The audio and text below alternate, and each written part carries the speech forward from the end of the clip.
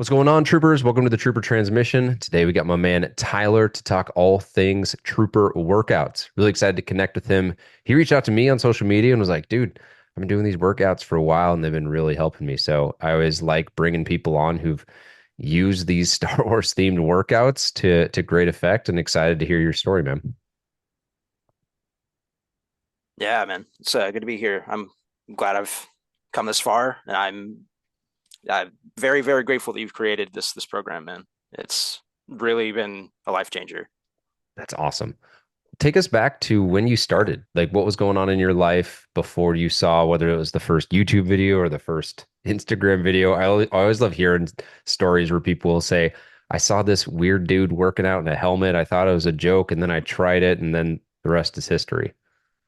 So I started in mid-April, I think nearly to the day, uh, like now. But like before, a bit before that, like I had some epiphanies that I really needed to like start looking into working out. Like I visited a place in my area called Area 15, and there was this ride that I wanted to go on with my sister. And for the first time ever, I was nearly stopped because I weighed too much, and that was a big eye opener. It was a very very serious eye opener that I really needed to do something. And that was one of two things. The second is a little bit more silly. It's not Star Wars related. X-Men '97 came out, and I'm a very big Cyclops fan, and he had the best rendition that he's ever had in a very very long time. And I looked at that and thought, man, I really want to cosplay as him at events or cons or something. But like, wait, I'm overweight. I wouldn't look good. I'm the two things he isn't. I'm short and fat. So so I needed to do something about it. So around April, I was doom scrolling on Instagram as one does. I came across one of the ads for Train Like a Trooper. The ad where you are more or less talking to yourself and giving like every excuse in the book that I can't do because I don't have time, I don't have money, all that stuff. And it sort of went through all the excuses that I was having, and I was like, okay, it's a free thing to do. I have like a nutrition schedule, an actual like structured workout plan, and it's Star Wars themed, which is one of the biggest things in my life. Always has been, always will be. And I was like, you know what? I'll give it a try. If it doesn't work, I'm not out anything. It's free. And lo and behold, 7 months later, I'm 67 pounds down. So it's done Wow. me wonders, fortunately. That's amazing. I'm curious, what one did you start with? I started with Train Like a Cadet. Okay. And what was the progression? Have you done that the entire time? Have you switched over to other ones? So I did the Train Like a Cadet till I ended up buying dumbbells, and then I trained like a 501st trooper, and I've been doing that since. Okay. And I think I intend to do other stuff, train like a 212 because it's also dumbbell oriented. But I think I did train like a cadet until like August. So from April to August, I did train like a cadet, all the body weight stuff. Yeah.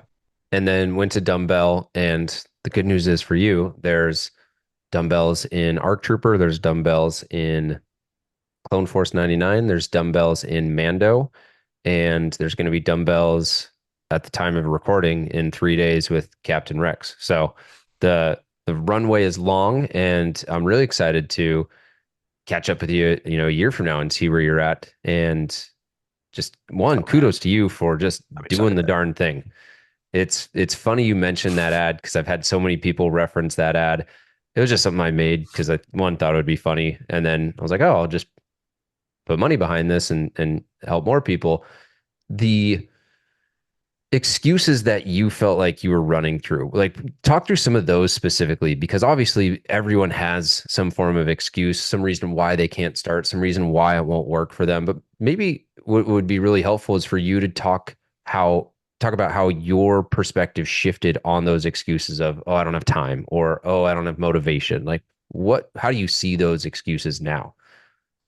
So some of the bigger excuses for me were A, I don't have money, which I still don't, is what it is.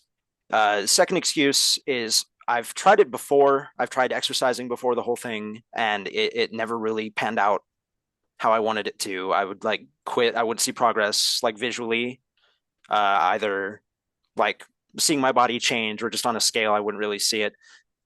So I just sort of stopped. And that's one of the excuses that was going through my head. One of the big ones was, I didn't really have progress before. What would make this one different? So what changed for this one is I really researched more about uh, weight loss just in general and how it's supposed to be. And your channel with the nutrition tips has been a big help to that too, as for how to tackle weight loss. So I had more of a plan this time around, which was a really really good thing. So I stuck with it, through thick and thin. Um, yeah, Yeah. we don't go too much more With to the say. time excuse, because that's the one that I love hearing from people because I can go and say, hey, it's 10 minutes, right? And I do that with the Right? ad that Yeah, you're it's 10 talking about. minutes. Um, do you find that everyone has 10 minutes, or was it more, all right, I'm going to prioritize this because this is important to me, and maybe I sleep in less, or I play less video games, or I do something less to make up for that time? Like, what was the shift for you? So I definitely prioritize, like, I need to do this. I want to start, I want to take this very seriously. So I prioritize the time. I did have the time to spare. Time was not one of my excuses personally. Uh, so it did put me on a schedule for the first time in a very, very long time. So like I'm still at the same schedule that I was when I started. I wake up, I eat breakfast, I wait a little bit, like an hour or two, and then exercise, go on with the rest of my day. So Gotcha. it's put me on that schedule for a long time, Gotcha. So, and that's been a very very good thing. yeah, so for you, it was more why, like, nothing else has worked. Why would this one be any different? You Pretty did a much, lot yeah. more research and kind of discovered, okay, cool, here's the mechanism as to how it works. Here's something that fits my interests, fits what I think is possible, maybe to put, I don't want to put words in your mouth, but that's Mhm. typically what I'll see. And so as you have lost the weight, which again, 67 pounds is incredible. Like I always joke with people, but a baby hippo weighs about that much. So if someone's It's missing a hippo, it's because he lost it. Um, how outside of just the number on the scale has your life changed, or what impacts have you seen with the weight loss? so none of my old clothes fit at all. I had to buy a new wardrobe completely. I've gone from a size large t-shirt to what I think is a size extra small. I think I can fit into a size extra small now. I'm currently wearing a size small t-shirt, and it's baggy.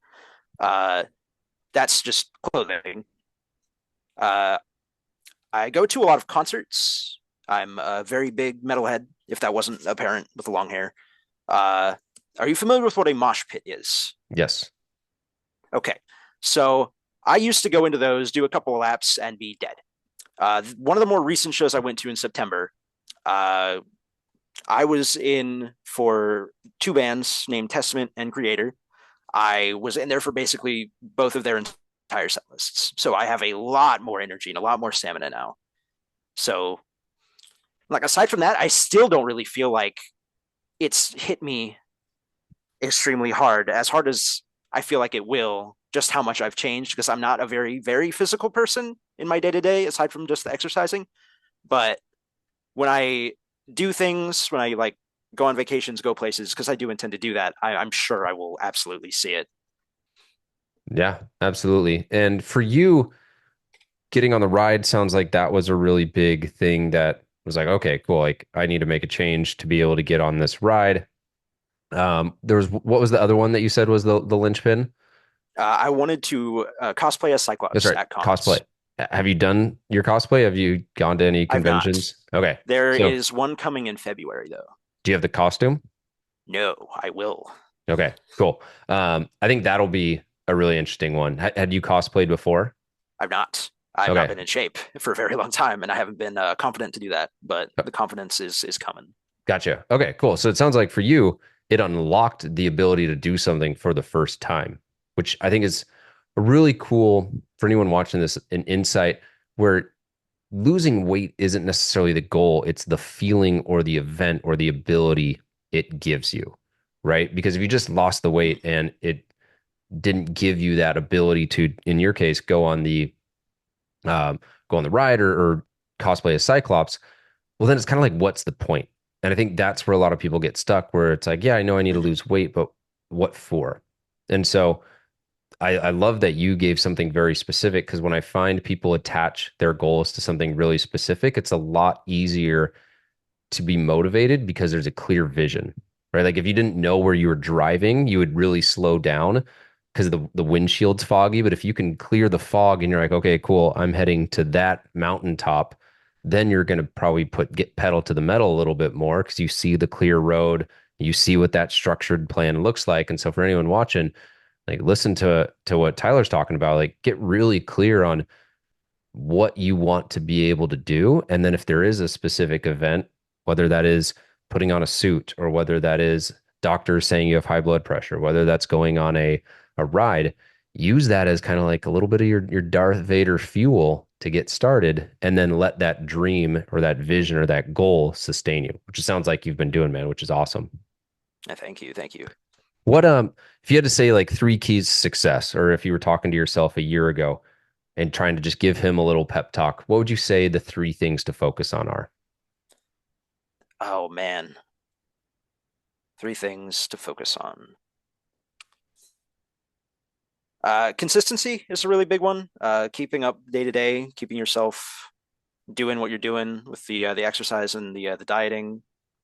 Uh, don't don't overthink just in general. I feel because I when I was doing research with dieting, I'd see online everywhere like, oh, this is what you need to do, ignore all this, and then somewhere else it's like, oh no, ignore that. This is what you need to do. And for me, it turned out to be so much simpler. It was just counting calories was the only thing I really needed to do.